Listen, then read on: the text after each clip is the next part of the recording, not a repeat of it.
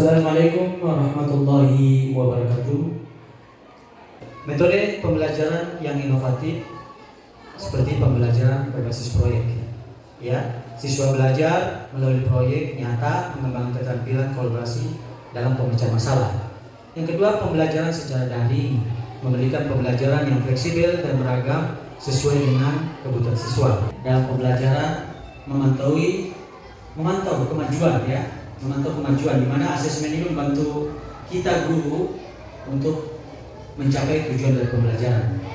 Asesmen itu juga bisa memberikan umpan balik, memberikan informasi kepada siswa tentang kekuatan dan kelemahan daripada. Bapak Ibu rahmat, mari kita buka sesi diskusi pada hari ini, dengan harapan kita membentuk apa yang menjadi dasar pembelajaran itu, supaya metode-metode apa yang perlu kita kaji, apa yang perlu kita pakai untuk proses meningkatkan proses pembelajaran kita. Saya rasa Bapak Ibu bisa berkolaborasi di sini. Saya lihat selama ini ada guru, Bapak Ibu guru yang sudah bisa menggunakan metode basic learning, ada inquiry, ada berbasis masalah, salah satu bisa kita kolaborasi. Jadi asesmen itu ada dua, asesmen sumatif sama formatif ya. Kalau asesmen sumatif itu kan pasti kan di awal pembelajaran. Nah, kalau asesmen formatif itu kan pasti di akhir. Sumatif ini kan nggak hanya di awal, bisa di tengah pembelajaran, bisa di akhir pembelajaran. Kalau misalnya formatif itu pasti kan di akhir semester itu, ya kan seperti itu. Terus kalau metode pembelajaran kan sebenarnya banyak ya. Kalau di sini saya itu menggunakan proyek karena mereka itu bakalan terampil untuk menemukan caranya sendiri gitu. Kalau dari teman-teman menggunakan metode apa biasanya? Metode diskusi biasanya lebih sering diskusi sama ceramah, karena gimana ya, kalau kita lebih sering berpatok ke infocus atau metode yang saya gunakan yaitu metode pembelajaran berbasis inquiry, yaitu untuk mendorong rasa ingin tahu, keterampilan, dan berpikir kritis. Metode pembelajaran yang saya gunakan adalah pembelajaran kontekstual. Yang pertama yaitu menghubungkan materi pelajaran dengan kehidupan sehari-hari.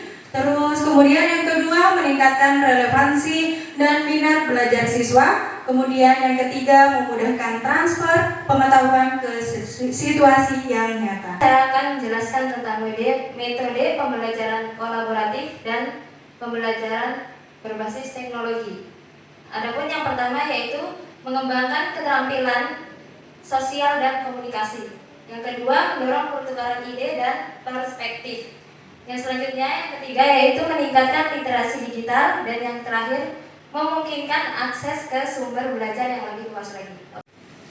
Baik, jadi metode pembelajaran yang saya lakukan itu pembelajaran berbasis proyek, di mana keuntungannya itu meningkatkan keterampilan dan kemampuan pemecahan masalah.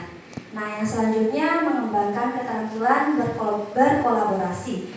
Nah, yang selanjutnya itu menghubungkan teori dengan praktik. Alhamdulillah demikianlah kegiatan praktik baik di sore hari ini, yang mana kita bisa tarik kesimpulan bahwasanya pembelajaran adalah sebuah proses yang aktif, memperoleh untuk pengetahuan dan keterampilan, di mana bisa melibatkan perubahan perilaku dan pemahaman yang kemudian dapat terjadi secara formal di sekolah maupun informal, pengalaman sehari-hari.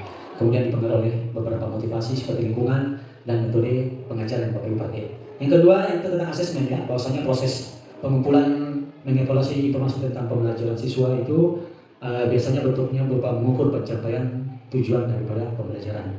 Yang berikut adalah dapat berupa formatif selama proses pembelajaran, sedang sumatif itu di dalam akhirnya. Kemudian kesemuanya dari asesmen itu adalah membantu menentukan efektivitas pengajaran dan kebutuhan siswa.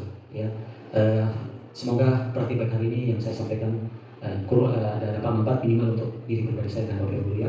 Mari kita akhiri pertemuan sore hari ini dengan mengucapkan alhamdulillah. Semoga kita dilindungi oleh Allah Subhanahu wa taala dan perjalanan pulang kita sampai di rumah masing-masing. Saya tutup, wabillahi taufiq hidayah. Assalamualaikum warahmatullahi wabarakatuh. Salam guru hebat.